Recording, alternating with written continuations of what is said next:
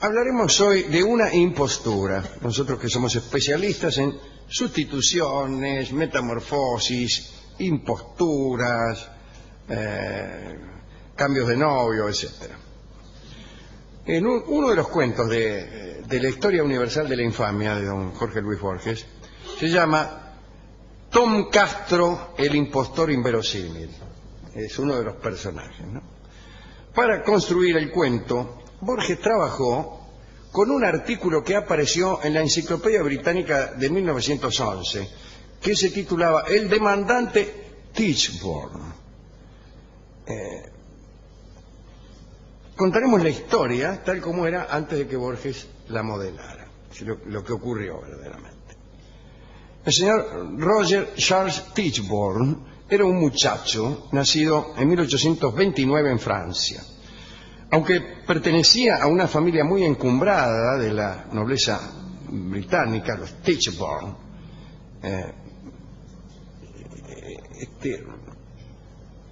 no tenía buena relación con su propia patria, ¿no? Roger era el hijo mayor de Jane Frances Tichborne y de Henriette Félicité. Henriette Félicité. Esta dama que odiaba a Inglaterra hizo nacer a su hijo en París. Volvieron luego a Inglaterra, pero allí siguió inculcándole un odio por Inglaterra.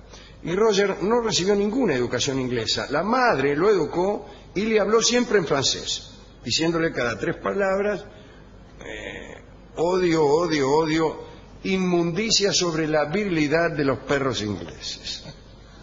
En 1849, Roger se trasladó a Dublín y se incorporó al 6º Regimiento de Guardias Dragoneantes. Su acento francés lo convirtió en burla de todo el regimiento.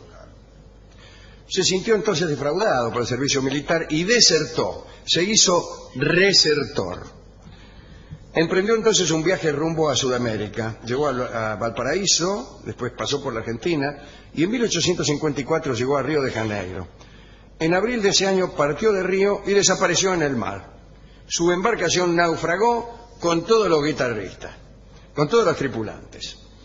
Sin embargo, había una persona que no terminaba de convencerse de que Roger Tichborne había muerto. Y esa persona era su madre. Su madre que había enviudado y vivía ya en París redondamente como una francesa que era. Desesperada, la señora se relacionaba con marineros y recibía en su residencia a cualquier marinero vagabundo que se presentara. Hizo publicar una gran cantidad de avisos buscando información sobre el hijo ausente, etc. En noviembre de 1865 recibió el informe de una agencia en Sydney, en Australia. Se le comunicó que había aparecido un tipo cuya descripción correspondía con la de su hijo. Este señor se desempeñaba como carnicero. En realidad el tipo no tenía ningún parecido con el heredero. Roger era delgado, tenía cabello negro y lacio. El demandante era gordo, tenía el pelo castaño y ondulado. Y Borges le agrega unos rasgos que no están marcados. Por ejemplo, una amable sonrisa de imbécil. Este supuesto Roger Tichborne inició correspondencia con la señora, ¿no? Su primera carta a la señora Tichborne era no solo ignorante e iletrada, sino que recordaba situaciones de las cuales la vieja no tenía ni el más mínimo conocimiento. Pero tan grande era la obsesión de esta dama por encontrar a su hijo que creyó todo y le anticipó dinero al pretendiente para que viajara a Europa. El supuesto Robert había sido incitado por algunos amigos y gente de su ambiente, era un malandra, ¿no? Y viajó. Tenía un sirviente negro que lo ayudaba. Era el sirviente negro de un antiguo varón inglés, en realidad, no sirviente de él, ¿no? Se llamaba Bogle y lo ayudaba en el viaje. Y partieron los dos, este hombre australiano y Bogle. Bogle, que tenía experiencia en el trato con aristócratas, ya que había sido sirviente de uno de ellos, lo entrenó en los rudimentos del papel de niño rico. Algunos modales le habrá enseñado. Ni bien llegó a Londres, el demandante realizó una fugaz visita a la casa Tichborne. Allí se hizo de dos importantes aliados, Edward Hopkins, que era el antiguo abogado de la familia Tichborne, y Vigent, un antiguo anticuario de Londres que conocía íntimamente la historia de la familia. El demandante los necesitaba para sostener su impostura. De Londres viajó a París, donde visitó a la señora Tichborne, que lo reconoció inmediatamente. Es decir, habían pasado primeramente por Londres, ¿no?, antes de llegar a París. La señora Tichborne lo reconoció inmediatamente. Y acá Borges habla de la eficacia de la diferencia. Y dice lo siguiente, Borges: si uno quisiera hacerse pasar por el Kaiser de Alemania, recurriría a un bigote con forma de manubrio, a un brazo muerto. El Kaiser tenía un brazo inservible, y una actitud marcial, desde luego. Sin embargo, Bogle, el ayudante, pensaba que era mejor para este caso un tipo lampiño, con el brazo bueno y totalmente exento de cualquier marcialidad. Y esto fue lo que hicieron. El tipo no hizo fuerza por parecerse al verdadero Roger, sino que fue tal como era, como estos actores que hacen de Martín Fierro y son altos y rubios. Bien, y la vieja se conformó. Quizá le haya sorprendido un poco que no hablaba francés. Ella lo había educado de tal modo que no hablara inglés y el tipo no hablaba francés. Tenía una esposa pobre y analfabeta. También la vieja le entregó diarios y cartas que el verdadero Roger le había escrito desde Sudamérica y que no se parecían en su escritura a la letra que tenía este hombre. El hombre de Sydney, sin embargo, utilizó estos documentos para estudiar todavía mejor su papel.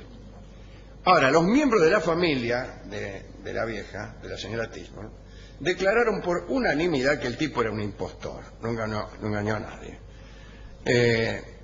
Empezaron a investigar y averiguaron que el hombre se llamaba Edward Orton y era hijo de un carnicero. El impostor creyó que podía eludir esas acusaciones mientras tuviera el beneplácito de la señora Tichborne, pero ella tuvo la mala idea de morirse tiempo después. Se murió la vieja. Y Orton, lo llamaremos así, no tuvo más remedio que someterse a un juicio iniciado por todos los parientes que lo querían mandar en cana. Sin embargo, algunos declararon a favor de Orton creyendo lo que decía. Otros declararon también a favor, pero porque estaban sobornados. Y muchísimos acreedores estaban interesados en que el tipo fuera realmente Robert para cobrar. El morocho Bogle hizo una maniobra entonces. Envió una carta a un diario hablando mal de Orton y firmándola por los jesuitas. Inmediatamente todos reaccionaron pensando que el tipo era víctima de una conspiración de los jesuitas. En aquel tiempo se creía que los jesuitas solamente se dedicaban a conspirar contra inmigrantes australianos. Pero bueno, lo llevaron a juicio y lo metieron en cana, 14 años. 14 años. La gente, la opinión pública, los vecinos, estaban convencidas de que se trataba de un hombre perseguido. Incluso hubo algunos disturbios en Londres a raíz del juicio. Larguelón, gritaba la gente. Pero vio cómo es esto, la excitación popular se calmó y cuando él salió de la cárcel en 1854, el público ya no tenía interés en él, se habían olvidado, eso es lo malo. Entonces empezó a dar conferencias sobre ese caso. En general empezaba las conferencias declarándose inocente, pero después se ablandaba y confesaba. Empezaba: yo soy el hijo de la señora Tichborne, miren lo que me pasó, y al final ya decía: más sí, dice, no soy nada, soy Edward Orton, el hijo del carnicero. Bueno, finalmente todo el mundo lo olvidó y murió pobre en abril de 1898. Así termina la historia de Orton de Australia, que se hizo pasar por Robert Tichborne, que había tomado, según Borges, el nombre de Tom Castro en su estadía en Valparaíso, por eso Borges lo nombró así. Y dedicamos esto al verdadero Roger, que se hundió en el mar, tranquilamente, casi sin hacer fuerza. ¿Vio? Y alguna gente que cae al agua en medio del océano Atlántico no se resiste. Y también a Alejandro Casona, porque Los árboles mueren de pie también es la historia de un impostor a quien por mérito o por obsesión aceptan. Es una obra muy linda, Los árboles mueren de pie. Hay un tipo que también viene a hacerse pasar por quien no es, pero es bueno. Pero es bueno, ¿no? Y la vieja que está esperando ahí también lo acepta. ¿Le gustó esta historia? Muy linda. Qué linda historia, ¿no? Usted sabe que yo tengo debilidad por estas historias de sustituciones, de uno que viene a ocupar el lugar de otro, y particularmente por el siguiente procedimiento, más que nada por la siguiente conclusión. En algún punto de estas historias, no en esta especialmente, uno sospecha que después de todo da lo mismo. Si es verdadero o si es falso no importa mucho.